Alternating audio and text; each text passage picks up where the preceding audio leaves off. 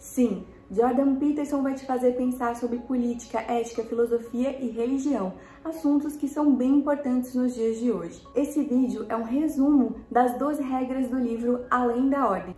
E como uma continuação do primeiro livro que fala sobre ordem, esse segundo livro vai nos ensinar a enfrentar o caos das nossas vidas. Olá, eu sou a Carol Sampaio e esse é o canal Conselhos Brilhantes. Não denigra as instituições sociais ou as realizações criativas de forma negligente. O que acontece é que existem dois tipos de pessoas. O primeiro grupo, eles são os conservadores. Eles defendem de forma intensa tudo que funcionou no passado. E o segundo são os criativos liberais, aqueles que veem os problemas das estruturas antigas e pensam: vamos cancelar isso aqui e vamos criar novas soluções. Só que ambos os grupos têm pequenos problemas. Os conservadores, eles têm o problema de que o presente e o futuro são diferentes do passado. E os criativos liberais, eles querem destruir o sistema sem pensar nas consequências. Ou seja, a gente sabe o resultado do que foi aplicado até agora, mas o resultado de um novo sistema é desconhecido e ele pode ser catastrófico, nós não sabemos. Isso se nós levarmos em conta que todas as pessoas dos dois grupos são bem intencionadas, o que não é verdade. Então, como que a gente pode resolver esse problema? O Peterson, ele traz o exemplo perfeito na história de Cristo. Presta atenção, no livro de Lucas, capítulo 2, Cristo, ainda criança, é apresentado como um grande conhecedor da lei e da tradição judaica. Nessa passagem, ele impressiona os mestres que eram os conservadores da época. O que acontece é que quando Cristo está adulto, ele é criticado pelos mesmos mestres da lei, quando ele cura um homem com a mão atrofiada no sábado, o Shabá, que é um dia sagrado para a comunidade judaica, um dia que teoricamente eles teriam que estar descansando e orando. E os fariseus, eles ficam muito irritados com essa situação. O que acontece é que os fariseus queriam seguir as regras ao pé da letra. Eles não se davam conta que as regras tinham sido criadas justamente para que o ser humano se afaste do mal e faça o bem. Então, uma pessoa que quebra a regra eticamente, uma pessoa criativa, que realmente quer solucionar um problema, ela é uma pessoa que ela aprendeu bem as regras, ela entendeu por que as regras existem e ela decide violar a regra buscando o propósito original da regra, que é combater o mal e aplicar o bem.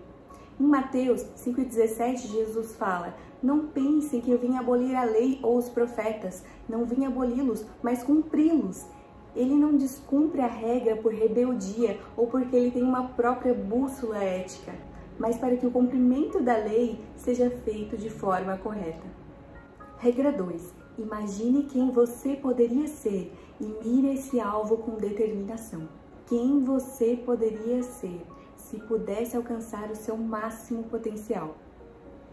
Desde criança, por motivos que a gente não entende, somos atraídos pelas histórias. Elas estão nos filmes, nos livros, nas séries e até nos stories do Instagram, que a gente gosta tanto de assistir. Isso acontece porque as histórias, elas nos mostram formas de lidar com os problemas da vida. Elas nos mostram quem nós poderíamos ser. O Peterson vai trazer o exemplo da história bíblica do Êxodo, a libertação dos israelitas da escravidão do Egito, que foi liderada por Moisés. Ele lembra que essa história ela se tornou uma referência para os escravos negros que estavam buscando a libertação nos Estados Unidos. Ela se tornou uma referência através da música Go Down Moses, um hino de liberdade e resistência para os afro-americanos que estavam vivendo a escravidão, tanto que ela continua a ser cantada e regravada ao longo dos anos. Então, você deve escolher uma história para se inspirar. Mire nessa história para enfrentar os dragões da existência e viver o seu verdadeiro potencial. Regra 3. Não esconda na névoa o que é indesejável. O sogro do Jordan Peterson, quando ele era mais jovem, ele era corretor de imóveis. E nessa época, ele tinha o hábito de almoçar em casa. E a esposa dele, a Beth, costumava preparar sanduíches para ele. Um dia, de maneira totalmente inesperada, ele surtou. Por que diabos nós sempre comemos nesses pratinhos? Eu detesto comer nesses pratinhos. O que acontecia é que a esposa dele servia os sanduíches naqueles pratos de sobremesa, aqueles pratos menores, sabe? Em vez dos pratos grandes. Então, logo depois que essa história acabou, a Beth contou em leve estado de choque para as filhas a história, porque o marido dela havia sido muito grosseiro ao falar. E desde então, essa história é contada com muitas risadas nas reuniões de família. Porque o que acontecia é que a Beth servia o almoço nesses pratos há pelo menos 20 anos. E só depois de 20 anos, ele finalmente foi falar alguma coisa. A Beth, ela não tinha ideia de que o marido dela ficava irritado com o modo dela arrumar a mesa. Ele nunca disse nada. E isso faz com que o episódio nunca perca a graça. A névoa é a recusa em a gente prestar atenção nas emoções. A recusa em comunicar as emoções para nós mesmos e para as pessoas ao nosso redor. Quando você está de mau humor, isso significa algo. Um estado de ansiedade significa algo. Quando você está triste, significa algo. E provavelmente tem algo ali escondido que precisa ser descoberto. Não finja se você não está feliz com uma situação se você não estiver. Principalmente se essa situação tiver uma solução que pode ser negociada. Enfrente logo a maldita batalha. Regra número 4. Perceba que a oportunidade se esconde onde a responsabilidade foi abdicada. O Peterson traz o exemplo do Peter Pan. Um menino que é puro potencial, ele é aquilo que poderia ser. Ele é mágico porque ele vive no imaginário. Para não viver a dura realidade da vida, o Peter Pan ele não cresce, ele se recusa a crescer, ele escolhe viver na terra do nunca. E com isso, ele acaba perdendo até o amor da vida dele, a Wendy, que ela escolhe voltar para o mundo real e encarar a realidade.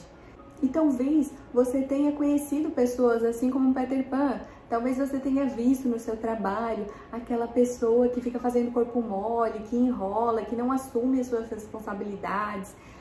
Mas não só lá. Isso acontece em tantas esferas da sociedade, no governo, nas famílias, nas escolas. E ver isso talvez tenha te causado uma indignação, um desconforto, uma raiva dentro de você. Mas essa regra, ela traz uma resposta. Ela nos mostra que essa raiva ela é uma porta. Quando nós percebemos algumas responsabilidades que foram renunciadas, é como se elas estivessem apontando uma direção para onde nós precisamos ir. Esse é um chamado da consciência. Ela está indicando para você uma lacuna que precisa ser preenchida, uma responsabilidade que precisa ser assumida. E talvez essa que esteja te chamando mais atenção do que todas as outras. Talvez essa seja o seu propósito.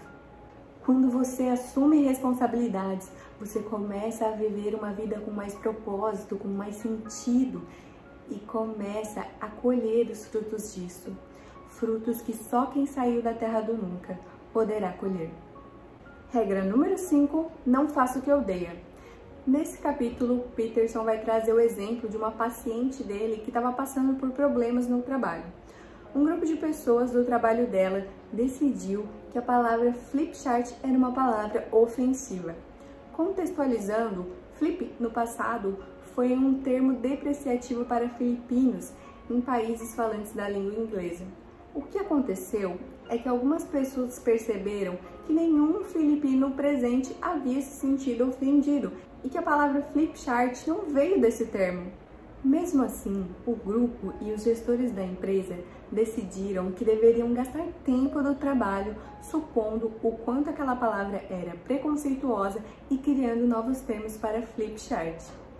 A partir dessa mudança, o grupo começou a se sentir moralmente superior a todos e começou a criar novos termos para diversas palavras que eles consideravam ofensivas, excluindo aquelas pessoas que não aderissem ao movimento deles. E essa situação estava levando esse grupo a cometer injustiças com muitas pessoas da empresa que também estavam se sentindo mal. E isso começou a consumir a mente daquela paciente. Foi então que ela decidiu se posicionar. Só que antes de se posicionar, ela criou um plano para sair daquela empresa e ter a opção de ter outra carreira para que ela pudesse se posicionar sem correr muitos riscos. Cada vez que você silencia, aumenta a probabilidade da próxima restrição sem sentido. Então é importante que você se prepare para não ficar refém de ambientes que possam ferir os seus valores ou fazer mal para a sua consciência. Uma reserva de emergência, um trabalho extra, uma nova carreira pode ser a saída. E é melhor que nós nos posicionemos antes que a capacidade de fazê-lo seja comprometida. Regra número 6. Abandone a ideologia. Na União Soviética, durante a era stalinista, ocorreu uma campanha chamada deskulakização, que colocava os camponeses mais ricos como uma classe inimiga. O objetivo dessa campanha era combater a contra-revolução e construir o socialismo, teoricamente uma ideologia que busca igualdade social. Então, as terras desses camponeses foram retiradas e redistribuídas. Só que aí começa o problema. Essas terras, elas não foram retiradas de forma pacífica. As pessoas que estavam fazendo esse trabalho eram extremamente violentas, prendendo, executando e deportando os fazendeiros e suas famílias. Uma outra consequência que não foi intencional dessa redistribuição de riquezas foi a fome de 6 milhões de ucranianos na década de 1930, em meio a uma das terras mais férteis do mundo. Por quê? Muitos desses camponeses ricos eram pessoas competentes e confiáveis, enquanto as pessoas que estavam sendo os redistribuidores eram pessoas assassinas e vingativas, que destruíram tudo de bom que havia sido construído até então. O grande problema da ideologia é que ela cria grupos de mocinhos e vilões. Os ricos maus, o patriarcado, os oprimidos e os opressores. Generalizando e simplificando termos que são diversos e complexos. Existem pessoas ricas que são bem intencionadas, que contribuem para que a sociedade melhore.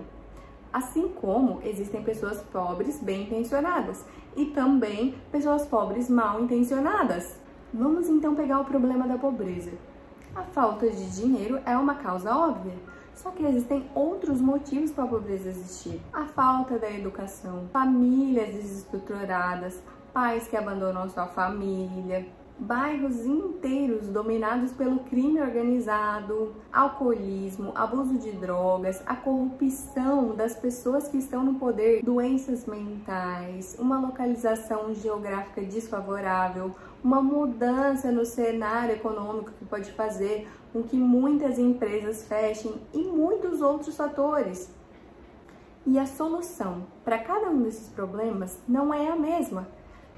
E mesmo que nós fôssemos inteligentes o suficiente para analisar cada problema e criar uma solução para cada um deles, nós não temos como controlar os resultados dessas soluções aplicadas, porque cada solução vai gerar uma reação desconhecida, uma reação diferente, e talvez essa solução gere outros problemas. Por isso que o trabalho do Estado, ele é um trabalho que deve ser feito de forma cuidadosa e também visando o longo prazo. Como indivíduos, nós precisamos focar nos problemas que nós conseguimos resolver, como, por exemplo, assumir a responsabilidade pela sua própria vida, cuidar da sua saúde, reciclar o lixo, cuidar dos seus filhos, cuidar dos seus pais. Se todos nós fizermos isso, o mundo começa a ficar um pouco melhor. Depois disso, você pode procurar um problema maior e tentar resolvê-lo. Se funcionar, você passa para projetos maiores. Quando você consegue assumir a responsabilidade pela sua vida, que é algo difícil de se fazer, com certeza vai conseguir enxergar soluções mais respeitosas e racionais para os problemas do mundo. Regra número 7. Dedique-se ao máximo a pelo menos uma tarefa e veja o que acontece. Na vida, nós nos deparamos com inúmeras decisões. Qual vai ser a sua carreira? Quem vão ser os seus amigos? Quem vai ser o seu esposo, sua esposa? E em cada uma dessas decisões, existem 1 bilhão de possibilidades. Então, como saber qual decisão, qual caminho tomar? Peterson percebeu que as pessoas que concluíram seus cursos de graduação, cursos técnicos, elas não estavam obrigatoriamente empolgadas com as suas escolhas ou totalmente sem dúvidas sobre o caminho que elas decidiram tomar. Só que elas estavam muito melhores do que aquelas que recuaram e não decidiram. Quando um carvão ele está debaixo da terra e ele é submetido à pressão e a calor intensos, os seus átomos começam a se reorganizar e aí ele se transforma em um diamante.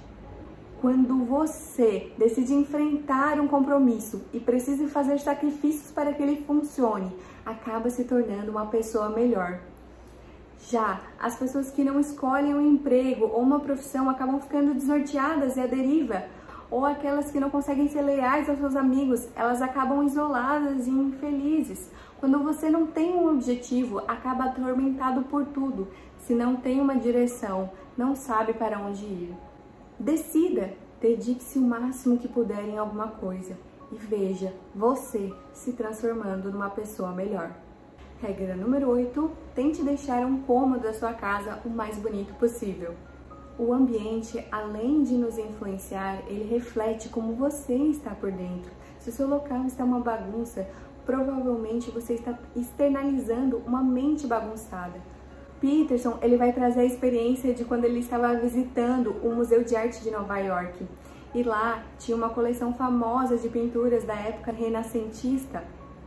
E pessoas do mundo todo viajaram para olhar essa coleção. Então ele começou a se perguntar, o que todas as pessoas estão fazendo aqui?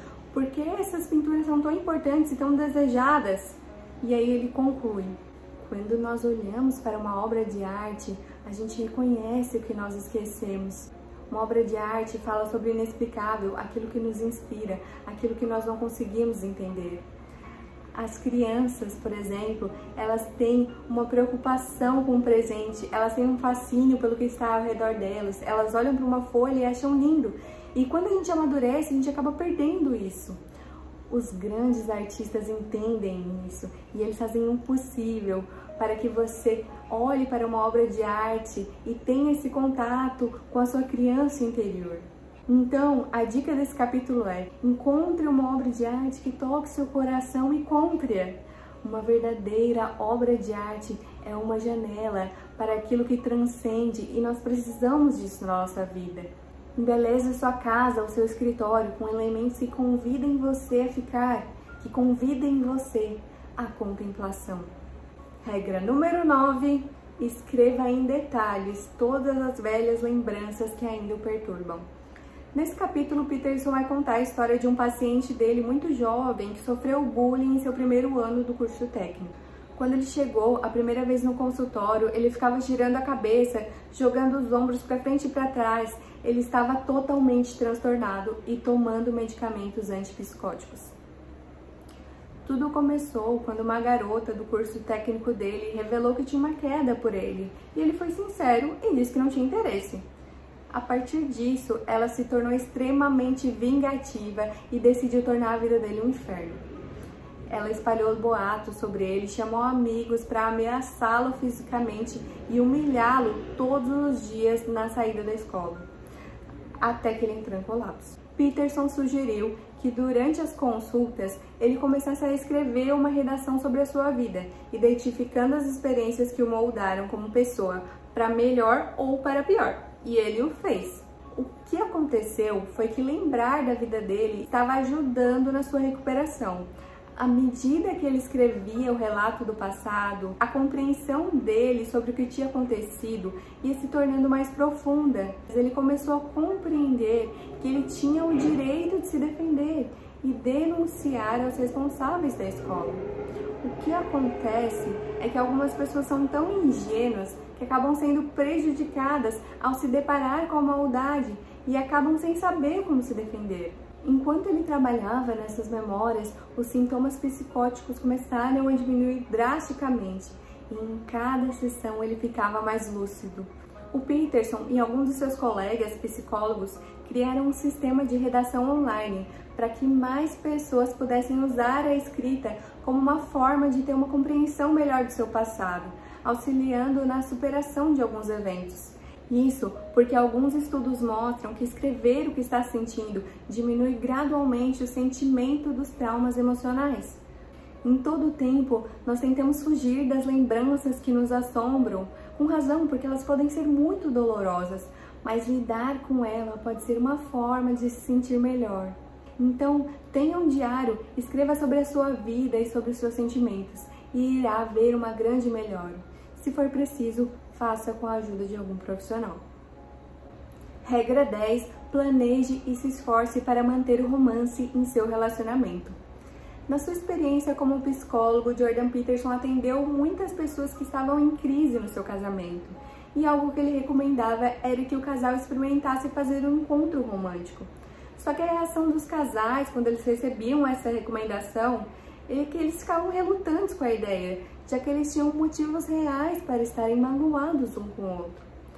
Mas, mesmo assim, buscando salvar o casamento, eles decidiam fazer o encontro, que acabava sendo um belo desastre, regado por mais brigas e desentendimentos. E aí, o Jordan Peterson vai explicar por que isso acontece. A primeira coisa é o ressentimento. Quando você resolve colocar em prática uma ação como encontro no casamento, onde isso não é comum, pode ser que aconteçam brigas, mas é porque existe muito ressentimento que foi acumulado ali ao longo dos anos e ainda precisa ser curado. A segunda coisa é a falta de habilidade. Nenhum de vocês tem habilidade para o romance, então uma tentativa vai ser insuficiente. Talvez sejam necessários 15 ou 40 encontros, porque vocês precisam praticar e desenvolver o hábito de serem românticos. Suponha então que você vai ter 2 encontros por semana, significa 100 vezes no ano, e que você fique casado por mais 30 anos. 30 vezes 100 é igual a 3.000. Não existe a possibilidade de você dedicar pelo menos 40 encontros para desenvolver essa habilidade e ter um casamento feliz. Ter um casamento feliz vai depender desse entendimento de que as coisas não são simples e que você vai precisar dedicar tempo, você vai precisar encontrar novas habilidades para reacender a chama desse relacionamento. E talvez, após algumas tentativas, cada um de vocês lembre, pelo menos por um breve momento, o motivo que levou você a gostar da pessoa com quem se casou. Não seja ingênuo e não espere que a beleza do amor se mantenha sem todo o esforço da sua parte. Regra número 11. Não permita que você se torne ressentido, dissimulado ou arrogante. As pessoas têm motivos para se sentirem ressentivas. Muitas vezes sem motivos, são atacadas por doenças, pobrezas e até catástrofes naturais. Na vida, os problemas eles são uma certeza e às vezes nós somos derrotados por eles. Peterson atendeu pessoas que foram gravemente feridas pela vida. Elas tinham seus motivos para se sentirem ressentidas, mas ele propunha uma outra saída. Ele dizia: vamos separar seus problemas, vamos tentar descobrir quais deles são sua culpa e quais são as catástrofes da vida. Então, vamos começar a praticar a superação daqueles que são a sua culpa, esses que você está trazendo para a situação e tornando ela ainda pior. E vamos ver o que acontece. A maioria das pessoas melhorou. E elas não melhoraram porque as coisas ao redor delas se tornaram melhores ou menos perigosas. Mas quando elas enfrentaram um perigo, elas se tornaram pessoas mais corajosas. Elas também se tornaram pessoas mais capazes e começaram a ser pessoas melhores no mundo. Já outras pessoas escolhem pelo ressentimento. Elas dizem: eu posso fazer o que eu quero porque eu fui tratado com injustiça. E aí começam a fazer tudo que elas sabem que é errado. Então mentem propositalmente, trapaceiam e até cometem coisas piores, com a justificativa de que foram tratadas com injustiça. Ou até outras pessoas que deixam de fazer aquilo que sabem que deveriam fazer. Não adianta eu me esforçar, o mundo é terrível, as pessoas não merecem. E a partir desses pecados, a consciência começa a ser silenciada, até que a pessoa não sente mais nada ao fazer o que é errado. Mas se você buscar ser o outro tipo de pessoa, entenda que buscar o bem não é ser ignorante, mas é entender que se o mal existe e eu escolho perpetuar ele, então eu estou criando uma situação ainda pior. Mas se eu escolho fazer o bem, eu não estarei extinguindo o mal da terra, mas com certeza estarei tornando o mundo um lugar um pouco melhor para se viver. Regra número 12, seja grato apesar do seu sofrimento. Nós somos fascinados pelo mal, assistimos séries e filmes de assassinos, psicopatas e reis do crime organizado. Mas por que nós temos essa tendência de olhar para as trevas? É que quando a gente olha para as histórias do mal, a nossa mente começa a refletir sobre a moralidade. Então nós conseguimos avaliar melhor o nosso comportamento e melhorar ele.